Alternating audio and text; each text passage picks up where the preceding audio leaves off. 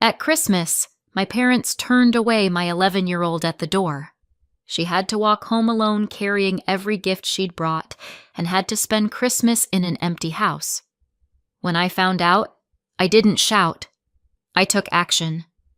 5 hours later, their lives started to unravel. I got home late on Christmas night expecting an empty house, because my kid was supposed to be at my parents' place. Big dinner, cousins, and the sleepover she'd been talking about for days like it was the main event of the century. Instead, the first thing I noticed was the smell. Something burnt. Not toast got away from you burnt. More like someone tried to make something special, and it didn't go the way they planned. I stepped into the kitchen and saw it immediately. A pan on the stove with something dark in it. A plate on the table. A little trail of crumbs like someone had been moving around quietly, trying not to make noise. And then I saw what made my stomach drop all the way through the floor. Her shoes. Her coat. My 11-year-old was home. "Emma?" I called. "Hey," she answered right away. She was sitting at the kitchen table in the same clothes she'd worn when I dropped her off earlier, shoulders tucked in tight like she was trying to take up less space in her own house. Not crying, not dramatic, just small. I stared at her for a second, trying to make reality line up. "You're supposed to be at Grandma and Grandpa's," I said. "I know." Her voice was too flat, like she'd practiced it. "Why are you here?" I asked, and I kept my tone calm on purpose. She blinked slowly. They turned me away." I didn't understand that sentence at first, like my brain refused to accept it. "Turned you away?" I repeated. "At the door." Her fingers tightened around the edge of the plate. "They said there wasn't enough space." I stared at her. "Space for what?" She looked at me like I'd asked why snow is cold. "For me." And that's when I noticed the gifts. All of them. Neatly lined up by the entryway, bags upright, tags still attached, tissue paper still fluffed like she couldn't stand the idea of them looking messy, even now. The gifts she'd been so proud of. The gifts we dropped off with her. Back home. My throat tightened. "Why are the gifts here?" Emma swallowed. They didn't want them." My chest went cold. "They told you to take them back?" I asked. She nodded once. I looked at her face, trying to keep mine steady, and asked the question that really mattered. "Why didn't you call me?" Her eyes flicked down. "My phone had died," she whispered. "I asked Grandma if I could use theirs. Like, the house phone." "And?" I asked, even though I already knew. "She said no," Emma said, and her voice cracked on the last word. "She said it would just make it harder. And you were busy." "Busy. Right." "And then Grandpa said I should just walk home," she added, like it was the most normal solution in the world. "Because it's not far." I just stared at her. It's not far when you're an adult who knows the neighborhood, when you're not carrying gift bags that dig into your hands, when you're not 11 and it's Christmas and every window you pass has people inside. "How long did you walk?" I asked. "Maybe 20 minutes," she said quietly. I didn't really know which way at first, because we always drive. Something sharp moved under my ribs and stayed there. I glanced back at the stove, then at the plate in front of her. "And this?" I said softly. "You tried to cook?" Her cheeks flushed like she'd been caught stealing. "I got hungry," she whispered. "And I wanted to, I don't know, make it feel like Christmas." That landed harder than the door turning away. "I watched a video," she added quickly.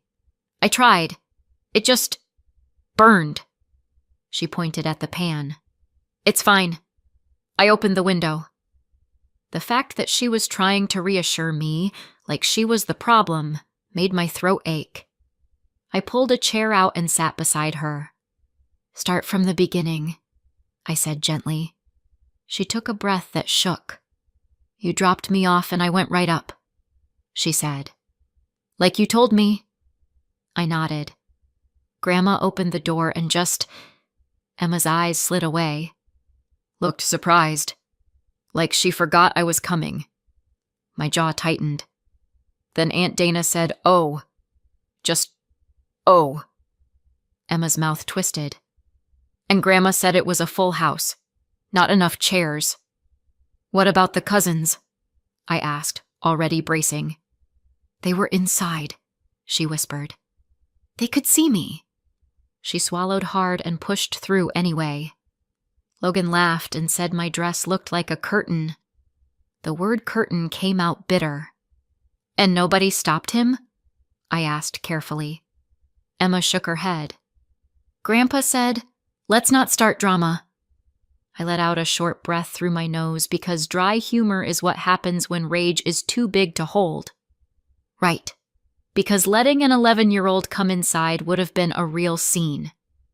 Emma gave a tiny, miserable half-smile. It disappeared immediately. I tried to give Grandma her gift, she whispered. The one I made. My eyes snapped to her. The ornament? She nodded, and tears finally slipped out like her face got tired of pretending. I put her name on it, she said, and she didn't even touch it. She just said, "Not now." A sob hit her like a hiccup. She turned her face away fast, embarrassed by her own feelings like she was the one being inappropriate. I slid my arm around her shoulders and pulled her close. She leaned into me immediately, like she'd been holding herself upright on stubbornness alone. "I'm sorry," she whispered into my sweater. "No," I said, steady. "You don't apologize for this." She sniffed. "I ruined Christmas." "You didn't ruin anything," I said. "They did." She wiped her face with her sleeve and stared at the plate. "I tried," she whispered. "I really tried." And that was the whole heartbreak in one sentence. She tried to create Christmas for herself in an empty house because the people who were supposed to love her decided she didn't deserve a chair. I didn't shout. I didn't call my mother and start a screaming match. Emma didn't need to hear that. She didn't need to feel like she caused a war. So I swallowed it. Every sharp word. I held Emma a little tighter. And in my head, something clicked into place. I didn't make a scene. I took action. 5 hours later, their life started to fall apart. I wish I could tell you my parents became like this overnight. It would be comforting in a way, like they caught a virus called entitlement and woke up one morning unable to recognize their own granddaughter. But this wasn't new. It just finally had the audacity to show its face in public. My sister Dana was always the favorite. Not in the subtle parents love you differently way, in the openly distributed scoreboard on the fridge way. Dana was older, louder, easier for them. She was the kid they wanted. I was the kid who showed up later like an unexpected bill. When I was little, my mother used to say things like, "You're so much work." The way some people say, "This suitcase is heavy." Not cruelly, worse, casually, like it was a fact of nature. Like needing care was a character flaw. By the time I was old enough to understand tone, I understood mine. Burden. And then I got pregnant. Young. Unplanned. The father barely qualified as present for the part where you need an actual human being. He was around just enough to make promises and then vanish like smoke. I never walked into my parents' house and asked them to fund my life. I didn't have the energy for it. I was too busy being terrified. But they treated me like I'd already sent them an invoice. My father's first reaction was, "So what? We're supposed to pay for this?" My mother's was, "You're ruining this family." As if my pregnancy had personally set fire to their curtains. They bought me a onesie once. One. My mother held it up like she'd sponsored a small village. "See?" she told relatives. "We help her." Then she went back to her life. Dana, of course, played the part of concerned sister. She would show up with advice and disappear the second anything required actual effort. She'd cry when it made her look good. She'd talk about sacrifices she never made. I moved out. I raised Emma alone. I postponed college. I worked an office job because I needed steady hours and a paycheck that didn't bounce. I took evening classes when I could, the kind where you eat dinner out of a plastic container in your car and pretend that's normal.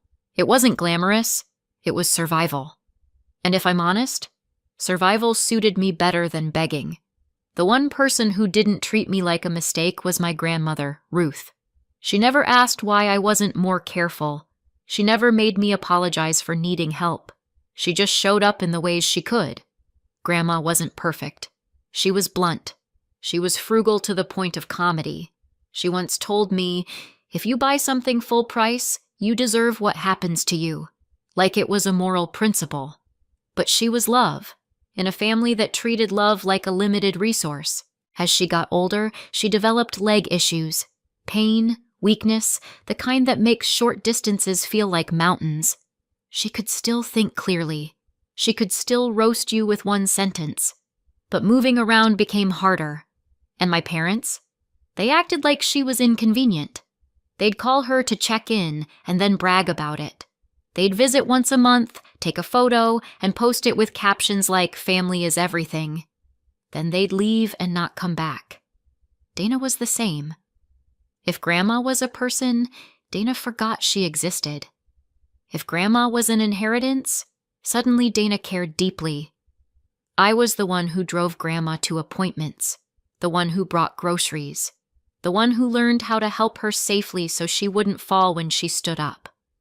I even took a short caregiving course because I was tired of feeling like I was guessing with someone I loved. It saved money. It made me useful. It made Grandma feel less helpless, which mattered more than any certification. And the more time I spent with her, the more I noticed something uncomfortable. My parents treated Grandma the way they treated me, like a burden, like a task, like a thing you tolerate until you can go back to your real life. Meanwhile, Grandma helped them, financially, quietly, the way she did everything, without fanfare, without splashing it around. At some point, my parents moved into a house that everyone in the family referred to as the house Grandma gave them. That phrase became gospel. Grandma gave them the house. Grandma gifted it. Grandma wanted them to have space for family.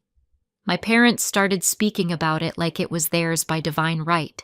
And after they got it, they visited Grandma even less. It was almost impressive, the way they treated generosity like a completion stamp. Like once Grandma gave them something, she had no further value. Grandma, meanwhile, lived in a small rental by choice. She said it was easier, less to clean, less to worry about. She didn't want a big place to manage by herself. She liked comfort, not attention. And that's why Christmas mattered. Grandma couldn't join the big celebration this year. Her legs were worse. The idea of a crowded house and stairs and chaos was too much. My parents didn't offer to go to her. They didn't offer to bring dinner. They didn't even offer to FaceTime her until I suggested it. So I chose her. And I chose Emma too, by letting her have the big family Christmas she'd been dreaming of. My parents' house was always fancy and organized, the way Emma loved. Kids' friends invited, games, cookies, a cousin's sleepover that felt like a rite of passage. Emma put her whole heart into those gifts. She saved. She made things. She worried about what people would like. She was proud of it. She didn't mind me not coming because to her, it was still family. That's what made it so crushing when they told her she should celebrate with someone else. Not enough chairs. Not enough space. Not enough room for her. And while they sat around their table feeling satisfied with their perfect Christmas, they didn't know what was already starting to unravel. That night, I had 2 jobs. Get my daughter back to herself. and keep my parents from doing any more damage while she was still bleeding on the inside. Emma wasn't dramatic about it. That was the problem. She moved around our kitchen like she was trying not to disturb the air, like she didn't deserve to take up space in her own house. I didn't lecture her about the stove. I didn't point at the burnt pan like it was Exhibit A and why you shouldn't cook alone. We could talk about safety later. Tonight, the bigger emergency was shame. So I did what moms do when they don't have the right words. I made hot chocolate and pretended I wasn't furious enough to chew through drywall. Extra marshmallows, because trauma is not the time to practice moderation.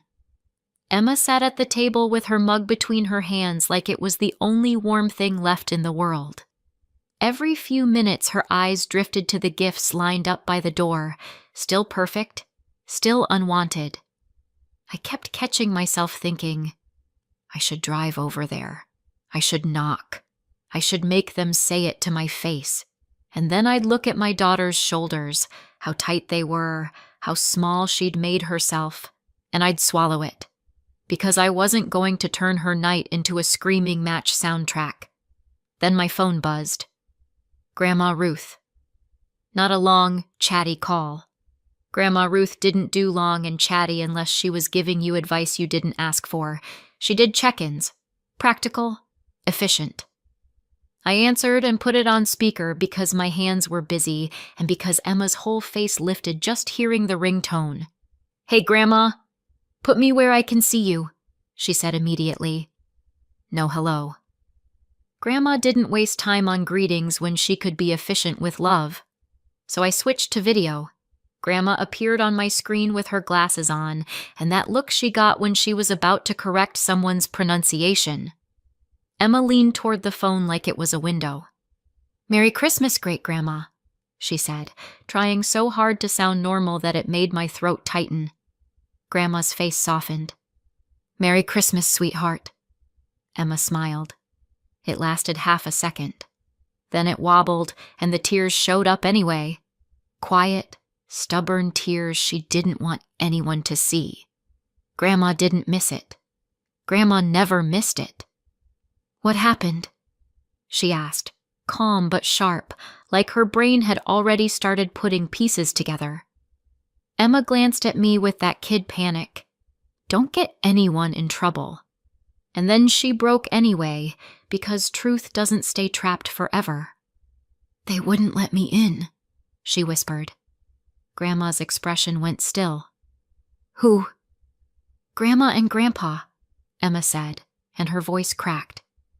They said there wasn't space, and they didn't take the gifts. Grandma blinked once, slow. The kind of blink that means I am choosing my next words carefully because I don't want to say something that ends in arson. Emma wiped her face fast. I tried to use their phone, she added, like she needed to justify herself. Mine had died. I asked. They said no. Grandma's mouth tightened. And you walked home? Grandma asked. Emma nodded. Grandpa said it wasn't far. Grandma didn't raise her voice. She didn't need to. She looked straight at my daughter through the screen and said, Sweetheart, you listened to me. You did nothing wrong. Nothing. Emma made a little sound like she wanted to climb inside those words and live there. Grandma continued, You were polite. You brought gifts. You showed up. If anyone should be ashamed, it's the people who shut a child out at their door. Emma's chin trembled.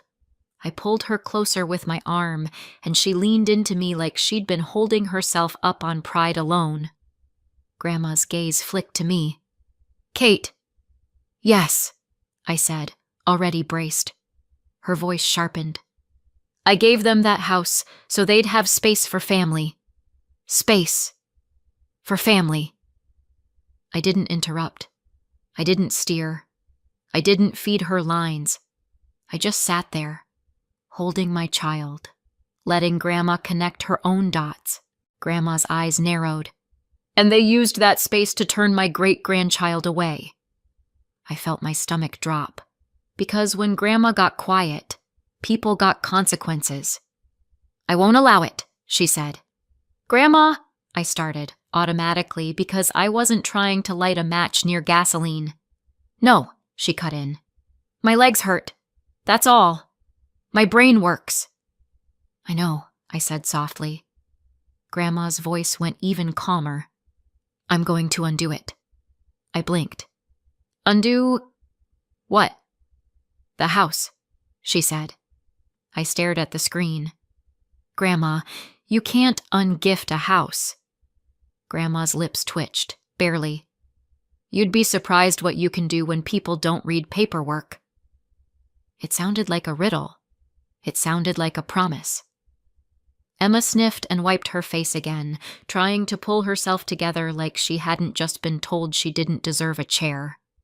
Grandma softened toward her. Finish your cocoa, she ordered gently. And next Christmas, you'll be where you belong. Emma nodded, small and careful. We ended the call a minute later. Grandma told Emma she loved her. Grandma told me to lock my doors. Grandma never missed an opportunity to assume the world was full of criminals, including my parents. After that, I focused on the only thing that mattered: getting my daughter through the rest of the night without letting that shame set like concrete. We watched a movie. We sat under a blanket. Emma fell asleep in that exhausted way kids do when they've held themselves together for too long. And then, before midnight, before my brain could even finish processing Grandma's paperwork comment, my phone rang again. Mom. I answered, and she didn't even inhale first. What did you do? No hello. No, is Emma okay? Just pure, panicked rage. I held the phone away from my ear. What are you talking about? Don't play stupid, she snapped. Grandma called us. On Christmas. She's saying the house isn't ours and we have to move out. My stomach dropped, hard. What? I said, genuinely. You think this is funny? She shrieked. While we were all celebrating, you went over there to poison her against us. I didn't. You're a snake, she spat. You've always been jealous. You've always wanted what we have.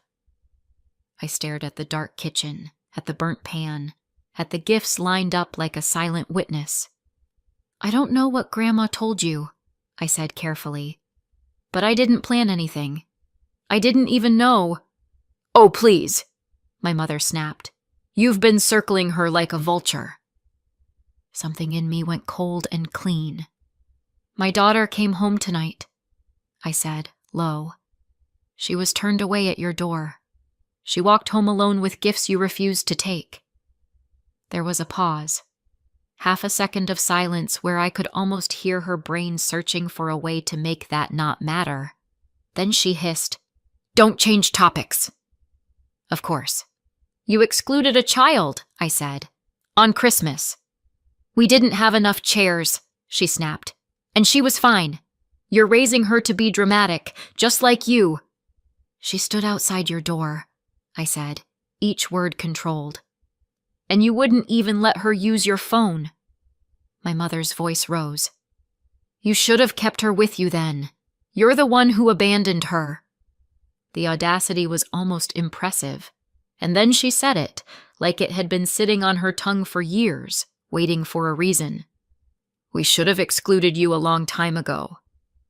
Like Emma's Christmas was just collateral damage in a larger project, punishing me for existing. I said quietly, You're not going to rewrite what you did. My mother laughed, sharp and ugly. You think you've won? You think Grandma is stable? Then, in a voice that made my skin crawl, she added, We'll handle her. The line went dead. I stood in my kitchen, staring at my phone like it had turned into an animal. Grandma had said she would undo something. My mother was terrified. My daughter was asleep down the hall with tear tracks still faint on her face. And I still didn't understand how any of this was possible, only that something had started moving and my parents were already trying to grab the wheel.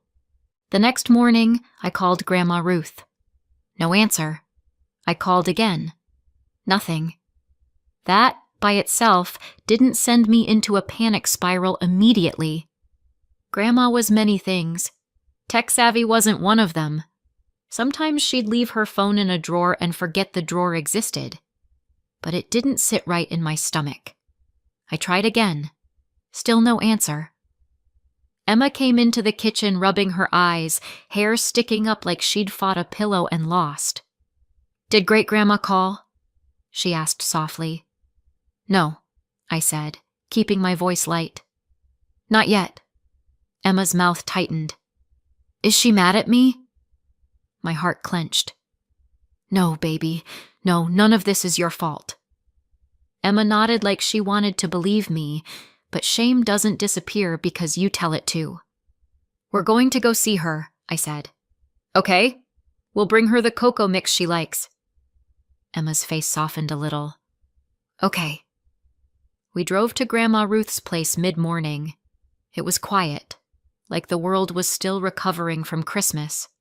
I knocked, waited, knocked again. No answer. I tried calling her from the porch. Still nothing. "Maybe she's sleeping," Emma offered. "Maybe," I said, but my hand was already moving to my keyring. Grandma had given me a spare key for emergencies, and her definition of emergency included, if I don't answer my phone and you get annoying. I unlocked the door and stepped inside. The apartment was too quiet. Not old person napping quiet. Empty quiet. I moved through the living room, calling her name. No response. Then I saw what was missing. Her wheelchair wasn't by the wall where it always was. The blanket she used every night was gone from the chair. A small bag by the door. Gone. My breath caught. Emma's voice came from behind me, small. "Where is she?" "I don't know," I said, and my voice sounded like it belonged to someone else.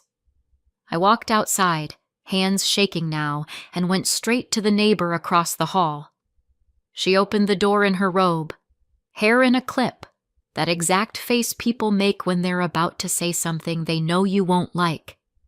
"Oh, honey," she said before I could even speak. "Your mother was here." My stomach dropped. "When?" "Early," she said. "Like, morning early. I was taking my trash out. They had a car down front." "Did Grandma go with them?" I asked, and I hated how my voice sounded. Too controlled, too polite, like I was asking about a package delivery. The neighbor hesitated. "They had her chair. Your mother was talking fast. Your grandmother didn't look happy." "Did she say where they were taking her?" I asked. The neighbor shook her head.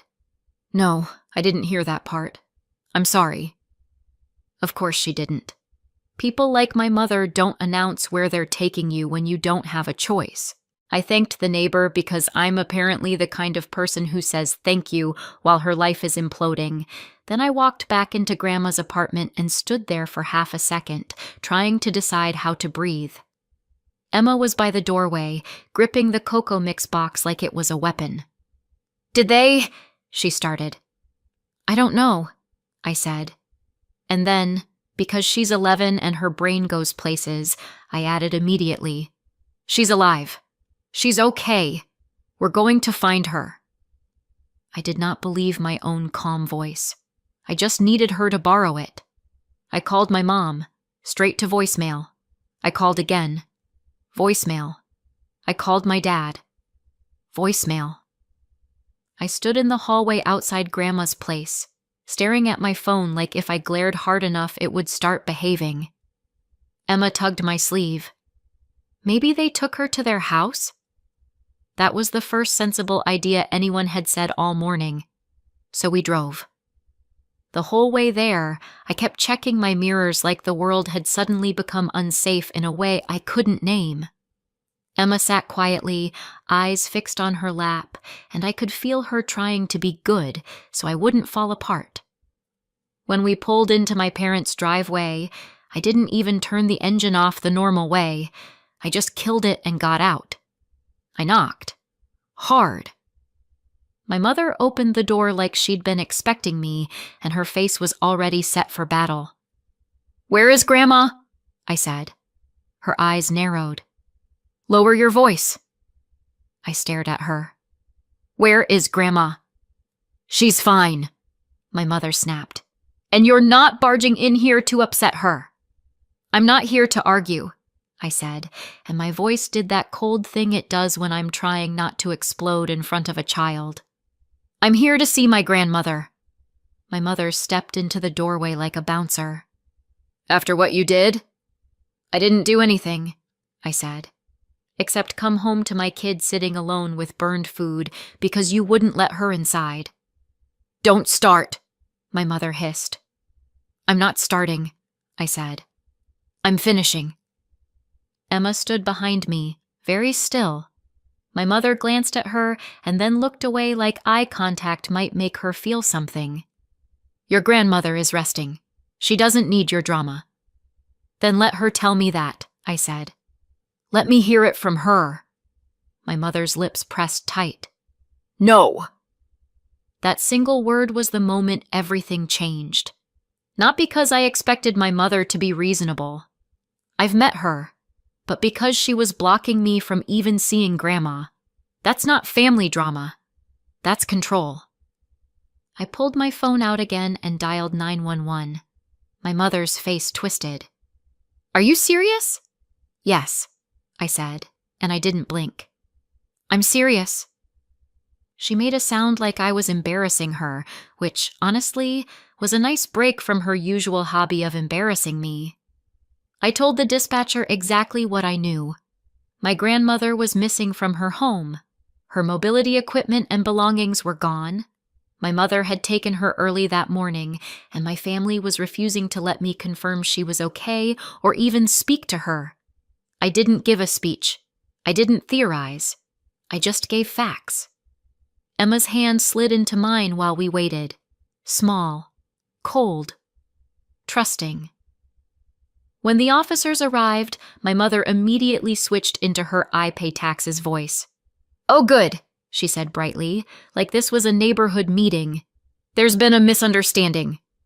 The officer didn't smile. "We need to see your grandmother." My mother's face tightened. "She's resting." "We still need to see her," he said. Same tone. Not rude. Not negotiable. My mother stalled just long enough to make my heart bang against my ribs. Then she stepped aside like she was being personally oppressed. Grandma was in the back room, in her wheelchair, blanket across her lap, eyes sharp. The second she saw me, something in my chest unclenched so hard it almost hurt. Relief hit first, then anger, right behind it. Emma made a small sound and moved forward before I could stop her. Grandma reached out and took her hand like she'd been waiting for that specific proof of life. "There you are," Grandma said, voice rough. Emma nodded, tears already forming. "I thought you were mad." Grandma's eyes flashed. "I'm mad at the right people." One of the officers crouched down a little. "Ma'am, are you okay? Are you here because you want to be?" Grandma didn't hesitate. "No!" My mother jumped in. "She's confused." Grandma turned her head slowly and said, "If you interrupt me again, I'm adding it to the list." The officer looked back at Grandma. "Do you want to leave?" "Yes," Grandma said. "Now." My mother's mouth opened, closed, opened again. It was like watching someone realize their favorite puppet learned how to cut strings. The officers didn't lecture anyone. They didn't do a courtroom monologue. They just made space. Literally and figuratively. They made it clear Grandma could leave. And when Grandma rolled past my mother, she didn't even look at her. That silence said more than any yelling. I got Grandma into my car. Emma climbed in beside her without being asked and held her hand like she was anchoring her to the planet. Grandma looked at me and said, "Call my lawyer." Grandma called her lawyer. He agreed to see us that day. I drove. Her lawyer didn't dress it up. He looked at me and said, "Here's what your family has been calling a gift." He slid a folder across the desk. "The house isn't in your parents' names," he said. "It's owned by Grandma's living trust. Your parents were listed as beneficiaries, meaning they were set to receive it after Grandma dies. But while Grandma is alive, she can change the beneficiaries." My stomach dropped. "So they've been acting like it already belongs to them." "They've been acting like a lot of things," Grandma muttered. Her lawyer didn't even blink. "Grandma can also change how her other assets are distributed. Her savings, her accounts, all of it. Same idea. Beneficiaries can be updated." Grandma tapped the arm of her wheelchair. "Good, because they don't get a reward for turning a child away at the door." He asked Grandma a few straightforward questions, calm, respectful, just confirming she understood what she was signing and that no one was pressuring her. Grandma answered like she was personally offended the world required proof she still had a brain. Then he printed what needed printing. Grandma signed. Witnesses signed. Pages were initialed. And just like that, the names my parents thought were carved in stone weren't. My name went where theirs used to be. Emma's future was protected right alongside it, because Grandma wasn't just angry, she was deliberate. Emma sat close the whole time, quiet, holding Grandma's hand like she was afraid someone would drag her away again. When it was done, Grandma looked at her lawyer and said, "Now, I want them kept away from me." He nodded once, already reaching for another set of documents. "We'll put that in writing too, and we'll start the process to get them out of the house." Grandma turned her sharp gaze on me. "I gave them space," she said. "They used it to shrink a child." Emma's eyes filled, but this time she didn't look ashamed. She looked relieved. Grandma squeezed her fingers. "Next Christmas," she told her, "you're not standing outside anyone's door." Fast forward to next Christmas. Emma and I are in the house my parents used to call theirs. Not because I wanted some trophy, because Grandma wanted the truth reflected in paperwork. The place is worth about $350,000, and she moved in with us after everything went down. We made it actually livable for someone in a wheelchair, a ramp, wider doorways, grab bars, a bedroom on the main floor. Funny how not enough space magically turns into plenty of space when you're not using it to punish people. Grandma also had about $200,000 in savings. She changed the beneficiaries on all of it. Part went into an emergency cushion for her care. The rest went where she wanted it to go. A college fund for Emma and a future she doesn't have to beg for. My parents got exactly what they earned. Nothing. They tried calling, apologizing, blaming, switching the order, like that changes the story. I don't answer. Emma's different now. Quieter in a calmer way, not the make myself small so I don't get rejected way. And Grandma, still sharp, still stubborn, still very pleased with herself.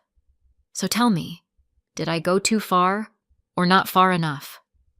Let me know in the comments and subscribe for more.